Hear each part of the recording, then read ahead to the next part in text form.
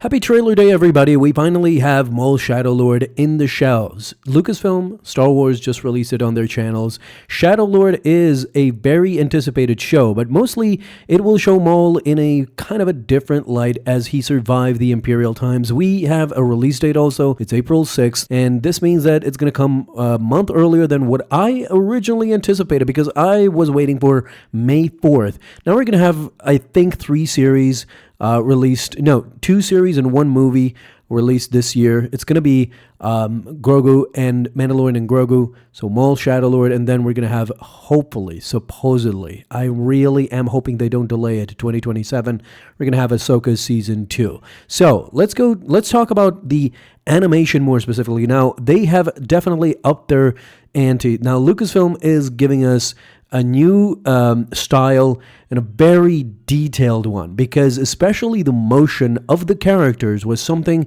that I noticed was very, very much upgraded. It was, I anticipated that it would visually look better. The 3D models and 3D scales, the ships, and the maps, but at the very end, we see that the motions as well are something to behold. And what I really didn't anticipate what it was going to be this much gory. We have the animation, Clone Wars animation is truly back. I mean, the Clone Wars era, because at the end of the trailer, basically, Maul throws his double-bladed lightsaber to literally cut down 3 stormtroopers. And you see their bodies being actually cut down and their body pieces hanging out, which is something that is very much missing from this Disney era shows, you know what I mean? If you go look at Star Wars Rebels, for example, it's a completely kids show.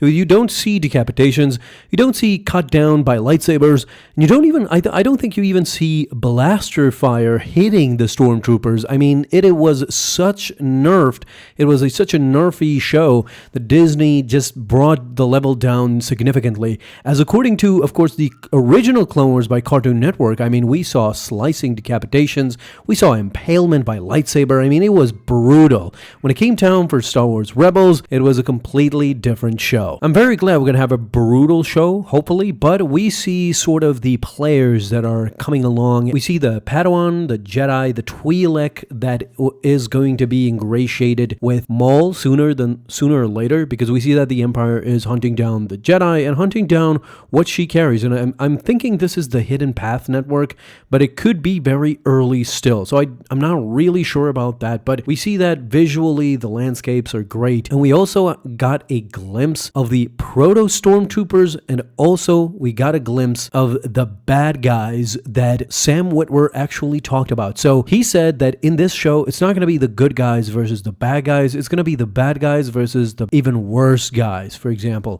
the cityscapes, it looked to me like it was underground Coruscant, but it could be Coruscant as well, at least some shots of it. It could also be because we see some footage of what seems like casino planet, so it could be Canto Bight or underground Canto Bight. But in my opinion, as we saw in The Bad Batch, I think that we're going back to Nar Shaddaa. This would be a very great place to see the underground, the underbelly, the outer rim part of this entire galaxy and how it works for the Empire, because we know that by the outer rim, the Empire does not have a large presence there. This is why we see the quote-unquote bad guys who are the bounty hunters in this position. We see that there's a faction actually hunting for Darth Maul. Later, as the April 6th is revealed, we see Maul coming down from a ship, igniting both his blades and cutting down this faction, which seems headed for Darth Maul, trying to grab him and collect the bounty from the Empire. The next shot we see is this Twi'lek Jedi. So we know by the even leaked trailer in Star Wars Celebration and now that this Jedi will be caught by the Empire or by this faction. And this is the moment when Maul cuts these guys down before they could deliver it to the Empire. Maul actually releases this Jedi and they collaborate together to perhaps go on a mission. Now, again, the shots are kind of showing us in the trailers what's kind of going to happen, because the next shot of him after he releases the Jedi, we see Maul and this Jedi traveling to a greenish planet, and then we see the next shot is an Imperial Star Destroyer hovering above a city, and this shows us that the Empire is in the process of actually occupying this planet and its people. This is where this Jedi and Maul come in. There's some sort of a back and forth interest. I think that Maul doesn't do things for the goodness of his heart. I think that there's an interest from Maul that this planet means something to him.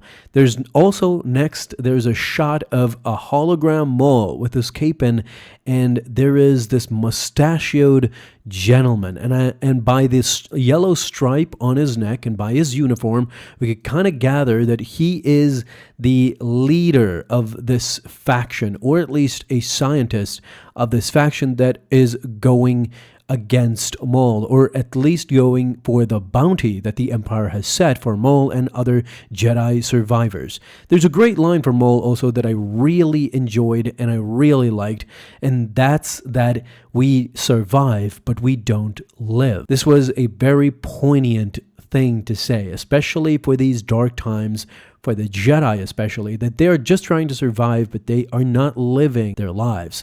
So there's a great shot of Maul with two Zabrak warriors. Both of them are carrying weaponry. One is carrying a blaster, the other a machine gun. And there's another Maul hallway scene, which always seems to be legendary. But by the next shot, we see this guy, the Zabrak guy, actually shooting at Maul with his machine gun, which seems to indicate that these Zabrak warriors will eventually, betray Maul and try to kill him or collect the bounty. I'm guessing that the bounty for Maul has increased significantly because there's a lot of people reporting him alive, and at the end of the day, nobody is bringing him in, which seems to frustrate, that's right, not only the Empire, but the Emperor himself, because in this trailer, something that I really didn't anticipate at all, we have a name drop of the Emperor. From who? Well, those are the two Inquisitors that we see featured in this trailer. Now, the two Inquisitors in this trailer are the 11th brother